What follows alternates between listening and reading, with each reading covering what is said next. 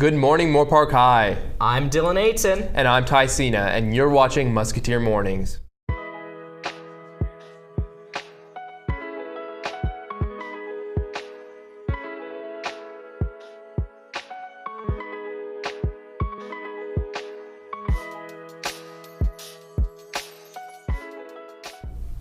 Thank you everyone for tuning in, but before we start our show today, please stand for the Pledge of Allegiance.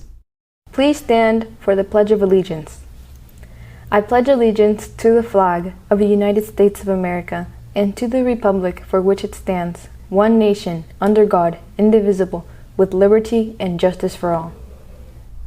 Today is Friday, October 6th, and to end off the week, we wanted to get you into the dancing spirit. Relating to the Hispanic heritage, we'd like to share a traditional dance style called folclórico.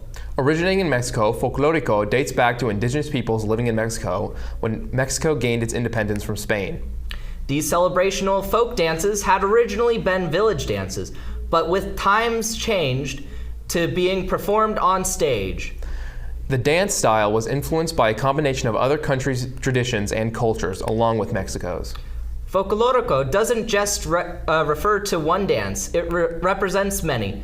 There are so many types depending on the region and also tradition and culture. The basics of folclórico include grasping the zapateado or the footwork. For women, a faldeo would be fundamental, where they fan out their skirts, rippling them like waves.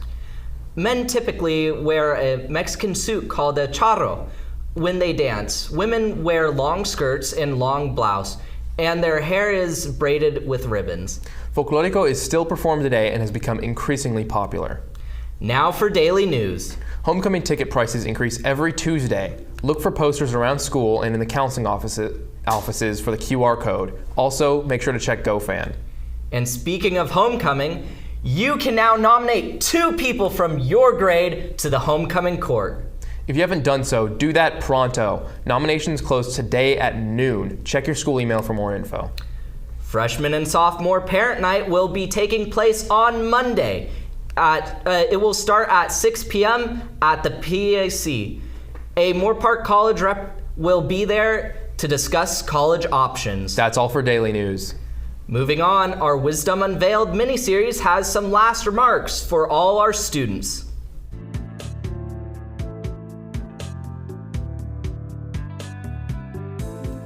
My name is Jacob Matawagel. I graduated from UCLA with a degree in physiological science. For my major, pursuing medical school and stuff, it's important to do research, obviously, clinical volunteering, practice or shadowing a physician.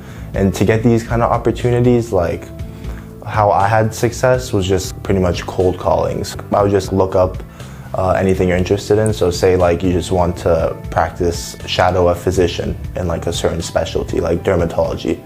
Just look up on Google Maps dermatology practices and just start calling them and be like, hi, my name's so-and-so, I'm a student at UCLA, I just wanted to see if you had any volunteers, I'm interested in medical school, so please let me know. So cold calling. And in regards to research, you could just look up at your school, whatever school you go to, just look up all the professors and the staff directory, and all their research interests will be shown, and just start emailing them hi, I'm a student. It might be helpful if you've taken a class with them.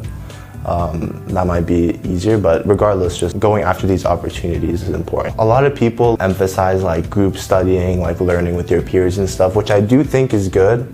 But I think ultimately, the core of your knowledge will come from your own time, the time you put in on your own to really learn the material, and then you can go out with your peers and kind of teach each other or learn from each other. But I feel to get that base understanding, it's important to just really dial in yourself, test out different methods, and you'll find something that works best.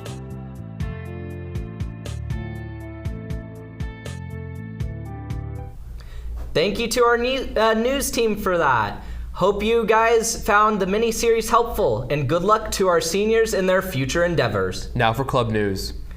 It's Friday. The Fellowship of Christian Athletes is here with pizza. Pizza will be provided in the Ed Center. All are welcome. Make sure to stop by. Faith, Friends, FCA. Gift of Vision Club is having its second meeting in room C4 today at lunch. There will be cookies. The AP Scholarship Club will be meeting today during lunch in room M1. That's all for club news today. Now, let's introduce another AP. Tara, T-A-R-A, Thomas, T-H-O-M-A-S. Have you worked at any other schools before? If so, how long and what school? I started teaching at Chaparral Middle School in 1997, and then I've been at Moore Park High School since 2000. So how did you end up at Moore Park High School? I actually graduated from Moore Park High School, so when I finished my teaching credential, a spot opened up at Chaparral Middle School, and then they needed a track and field coach at Moore Park High School, so they asked me to move up to the high school level. How long were you a track and field coach?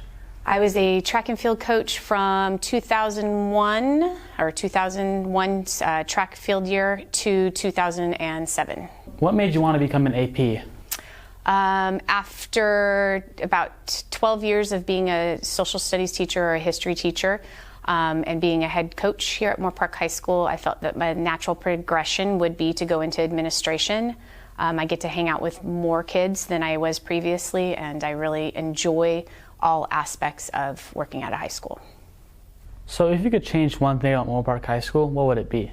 I would add, if I personally could change things, I would add more murals to like the buildings and things like that, because I think it creates like a more inviting environment. So whether it's murals just on the buildings or student created work, from our art department, I would just like to add, kind of beautify the campus more. Thank you to our news teams for that. Is your friend's birthday coming up? Get them a birthday announcement in the student store to show them you care. I'd get one for you, Dylan. Thanks, I'll do the same for you. Now for some short sports news. The varsity and freshman football team will be playing an away game against Royal High School. Freshmen will be playing at 4 p.m. with the varsity team playing at 7. Early release for freshmen is at 1:30 with the bus leaving at 2.